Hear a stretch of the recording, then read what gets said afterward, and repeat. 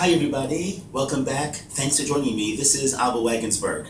Here we have this week Parshas, Devarim, and finally, everybody's on the same page. What do I mean by that? Well, ever since Passover, the Jewish people in the diaspora have been reading a different Torah portion than the Jewish people in Eretz Yisrael.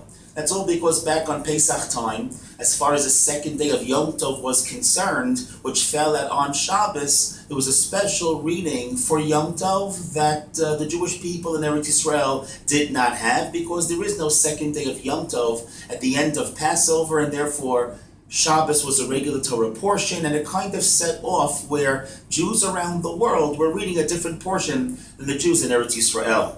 And when do we finally catch up? I know there are those that think last week we already caught up, because last week in Eretz Yisrael was Parshas Maseh, whereas in Chutz La'aretz, the Jewish people read Matos and Maseh, and they call that reading the same Parsha. To me, that's still slightly different. It's getting close, but still, the Jews in diaspora were reading two Torah portions, whereas in Eretz Yisrael there was one. In my humble opinion, this is the week, Parshas Devarim, where we're completely and entirely caught up with each other. This coming Shabbos, please God, Jews around the world without exception will be reading from Parshas Devarim, the first Parsha of Sefer Devarim. And I think there's a reason why we've waited so long to get everybody back on the same page. We had other opportunities. We could have doubled up Bahar and Bechukosai and kept everybody together, but no, we waited until this specific time. And I think it's because Parshas Devarim is the portion always read every single year right before Tisha B'Av, the 9th day of the Hebrew month called Av. This year, actually, Parshas Devarim gets read on Tisha B'Av, but we push off, if there's going to still be fasting this year, we push off that type of celebration to the next day, Yom Rishon, on a Sunday.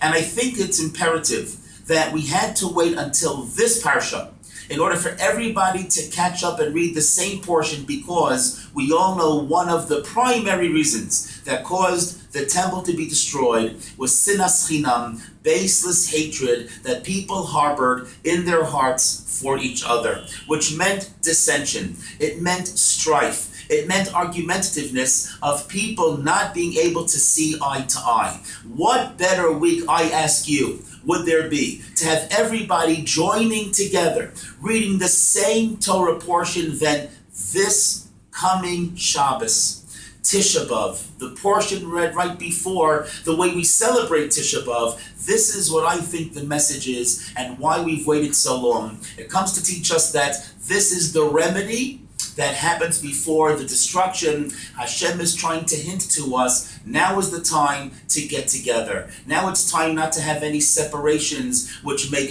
building walls which separate us, but it's time to build the bridges which bring us together, find what we have in common, and work together as one people. And when we get this message straight, it's all Hashem is waiting for, please God, we will then be able to celebrate. If we just get it straight this Shabbos, then we'll celebrate. I'll see you, please God, for the barbecue on Sunday at the Temple Mount, with the coming of the Mashiach and the Beis HaMikdash and all the various karbanos that will be reinstituted. So join me, everybody, together. Let's take to heart this message even more so, and we'll see you there at the Beis HaMikdash soon. B'mheir v'yameinu. Thanks so much for joining me. This has been Rabbi Wagensberg. If you've liked this video, please help to support for free by liking, subscribing, and sharing this video.